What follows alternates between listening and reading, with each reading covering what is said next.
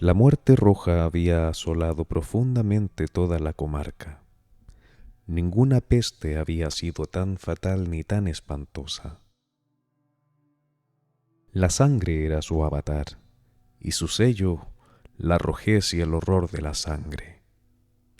Se producían agudos dolores y súbitos desvanecimientos, y luego un profundo sangrar de los poros al que seguía la muerte. Las manchas de color escarlata que aparecían en el cuerpo de la víctima, y especialmente en el rostro, eran la barrera que ahuyentaba todo socorro y toda compasión de sus semejantes. La presencia, progreso y final de la enfermedad duraban media hora. Pero el príncipe próspero era feliz, intrépido y sagaz.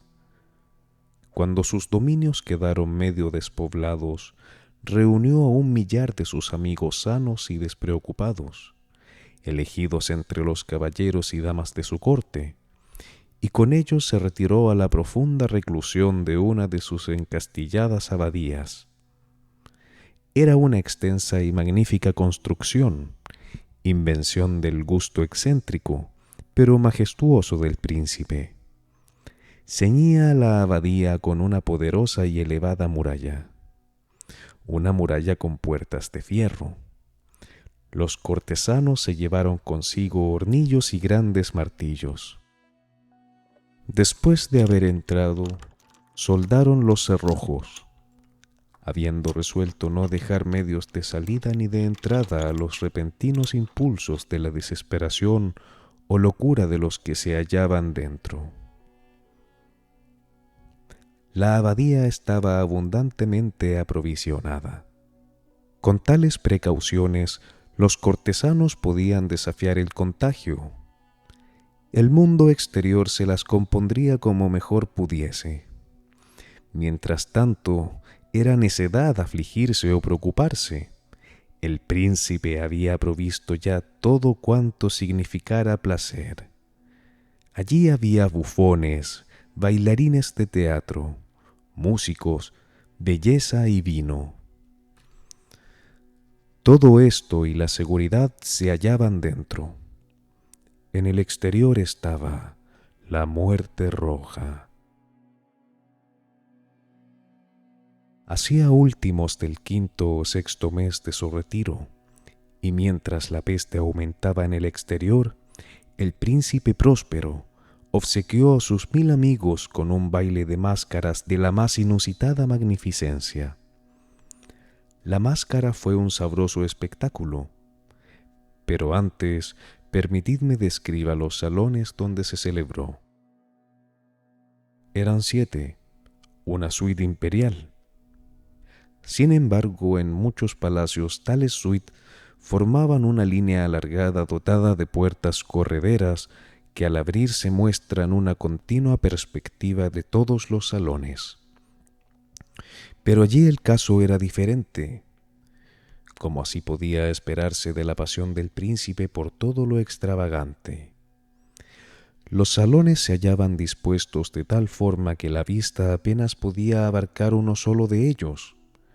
Cada 20 o 30 yardas de distancia había un brusco recodo, y en cada recodo un nuevo efecto. A derecha e izquierda, y en el centro de cada pared, se abría una ventana gótica que daba a un cerrado pasillo que se extendía siguiendo las revueltas de la serie de salones. Las ventanas estaban provistas con cristales de color, cuyo matiz variaba de acuerdo con el que predominaba en la decoración de cada sala. Por ejemplo, el salón del extremo oriental estaba decorado en azul y, en consecuencia, la ventana también era azul. El segundo salón mostraba una decoración en púrpura, en mobiliario y tapicería, y allí las ventanas mostraban el mismo color. La tercera sala era verde, y verde eran asimismo los cristales de las ventanas. El cuarto salón estaba tapizado y amueblado en color anaranjado, el quinto salón en blanco, el sexto en color violeta. La séptima sala aparecía rigurosamente amortajada con negras colgaduras de un terciopelo, cortinones que descendían sobre los muros, cayendo en pesados pliegues sobre una alfombra de igual material y color. Pero únicamente en aquel salón las ventanas diferían de este último. Los cristales eran de color escarlata, de un fuerte color de sangre. Por otra parte, en ninguna de las 7 estancias había lámparas ni candelabros entre la profusión de ornamentos de oro que se hallaban dispersos por todas partes o pendientes del techo. No había luz de ninguna clase que emanara de lámparas o bujías dentro de aquel conjunto de salones, pero en los pasillos que la circundaban se alzaba, frente a cada ventana, un macizo trípode que sostenía un brasero llameante que proyectaba sus rayos a través de los cristales de color. De aquel modo se iluminaba deslumbradoramente la sala. Así se producían una porción de llamativos y fantásticos reflejos. Pero en la sala occidental, o negra, el efecto de los cristales teñidos de color sangre era espeluznante en extremo, y daba un aspecto tan singular a los semblantes de los que allí entraban que eran muy pocos los que se atrevían a poner el pie en el interior de aquel recinto. También en aquella sala había, en el muro occidental, un gigantesco reloj de ébano.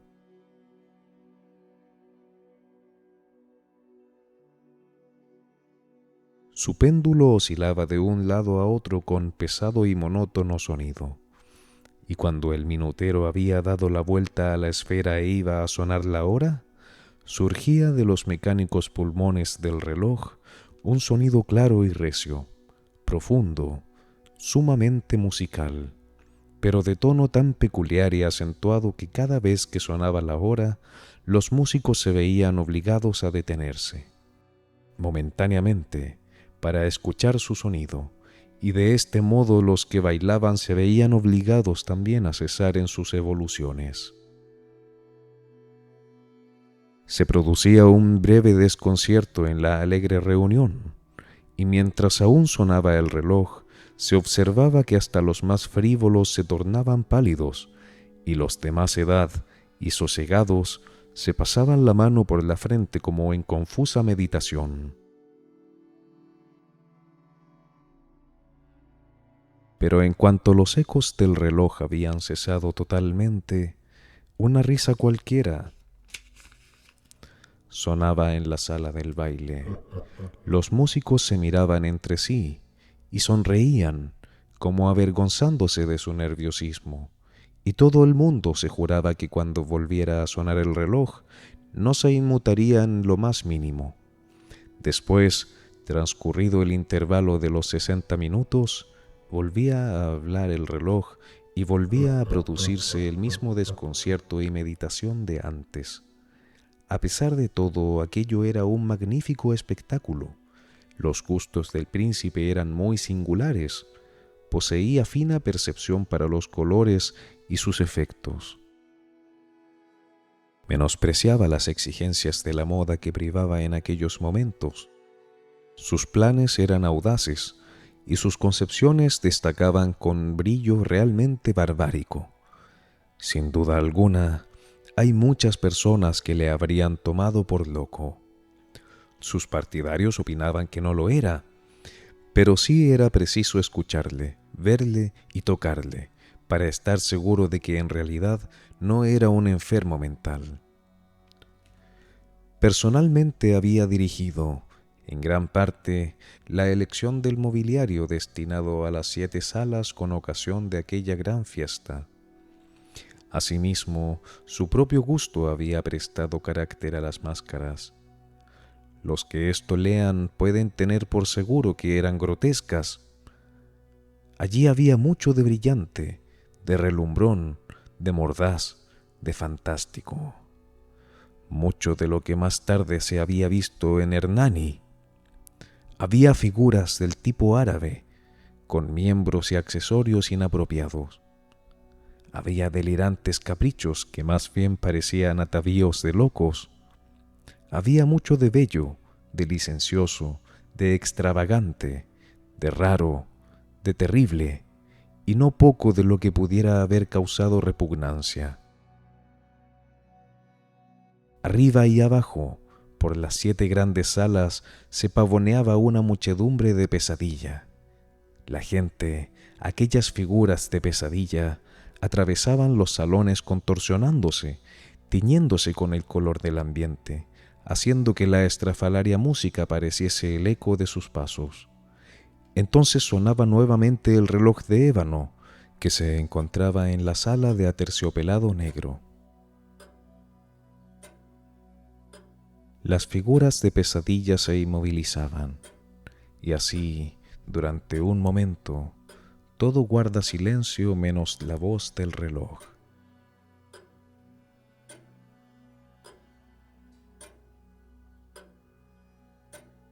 Luego su eco va muriendo.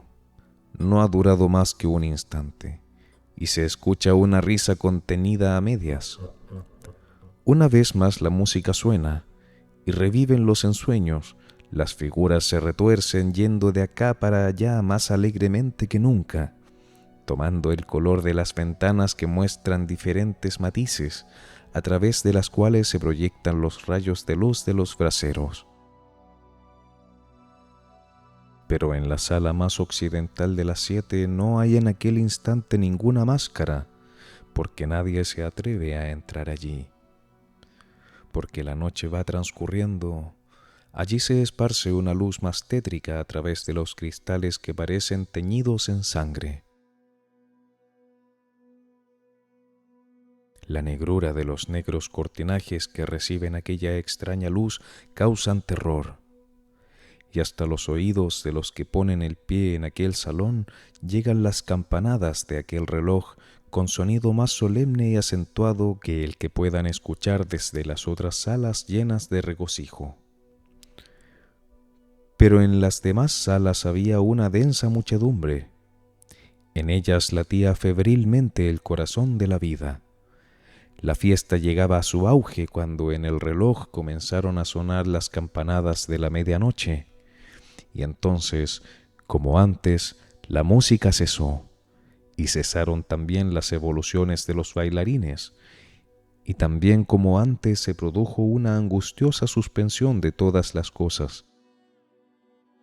Pero en aquellos momentos tenían que sonar 12 campanadas, y quizás por disponer de más tiempo, de más segundos de meditación, la muchedumbre guardó un silencio más profundo que nunca, y tal vez, debido a ello, hubo mucho más tiempo para que muchas personas de las que se hallaban presentes notasen la presencia de una figura enmascarada que hasta entonces no había llamado la atención de nadie.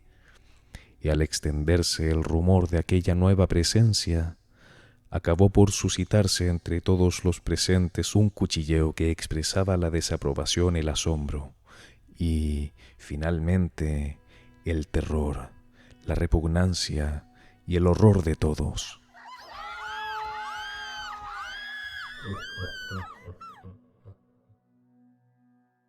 En una asamblea de fantasmas como los que he descrito, bien puede suponerse que ninguna aparición ordinaria o incluso extravagante hubiese producido alguna clase de emoción en aquella reunión.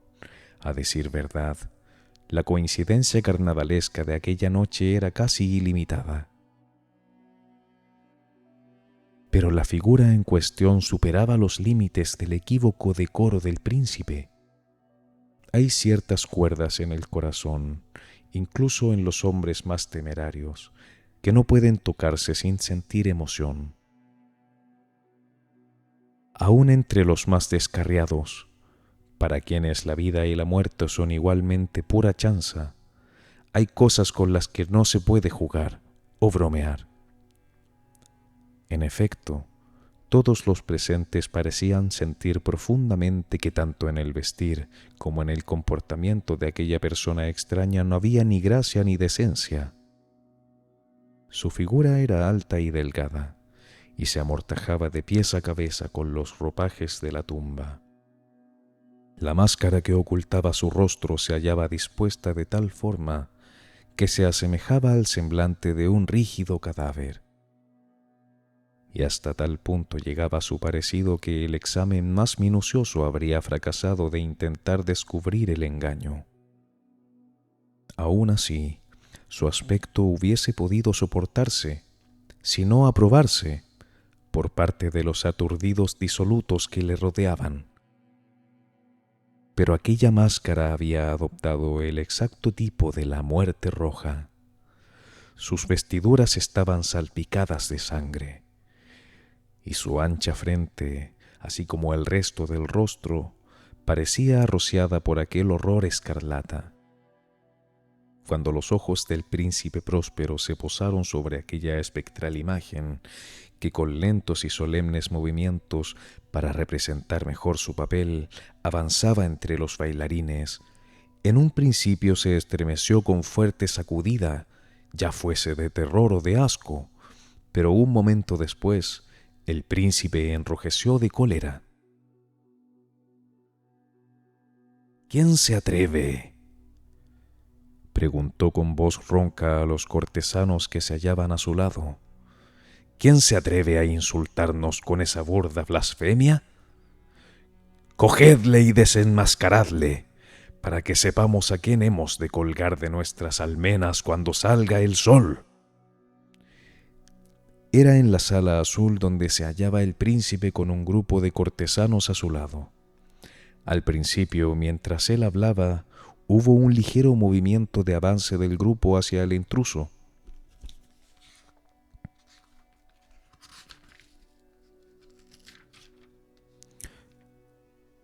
Que en tal momento estuvo al alcance de sus manos, y luego continuó avanzando pausadamente hacia el príncipe. Pero a causa de cierto indefinido terror que la loca arrogancia de la máscara había infundido en toda la concurrencia, no hubo nadie que le pusiera la mano encima para detenerle.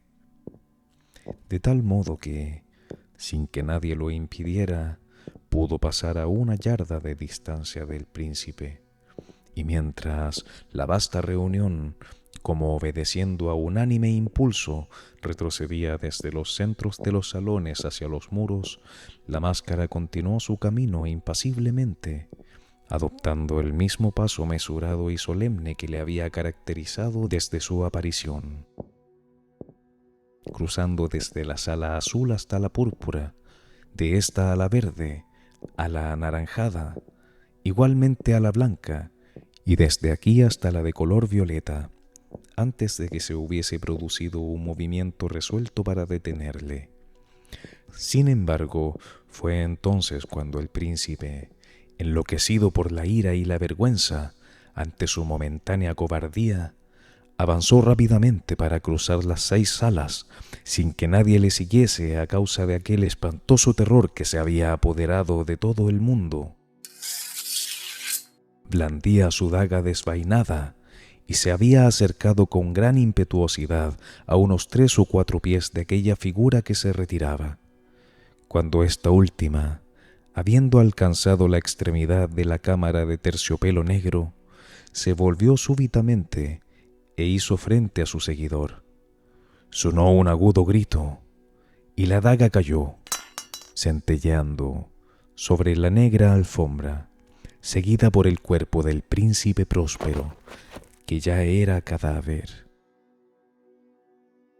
Entonces, con el frenético valor de la desesperación, un tropel de invitados se precipitó a un tiempo en la negra sala, y haciendo la máscara cuya figura se mantenía erguida e inmóvil junto al reloj de ébano, lanzaron al unísono un grito de espanto al comprobar que los ropajes funerarios y aquella máscara que se parecía tanto al rostro de un cadáver y que ellos acababan de asir con tanta rudeza, no alojaban a ninguna forma tangible. Entonces se reconoció en el acto la presencia de la muerte roja. Había llegado como un ladrón, en plena noche, y uno por uno fueron cayendo los alegres libertinos por las salas de la orgía, salas regadas de sangre, y cada uno de los presentes murió tal y como había caído. La vida del reloj de ébano también se extinguió con la del último de aquellos libertinos, y expiraron asimismo las llamas de los trípodes y las tinieblas.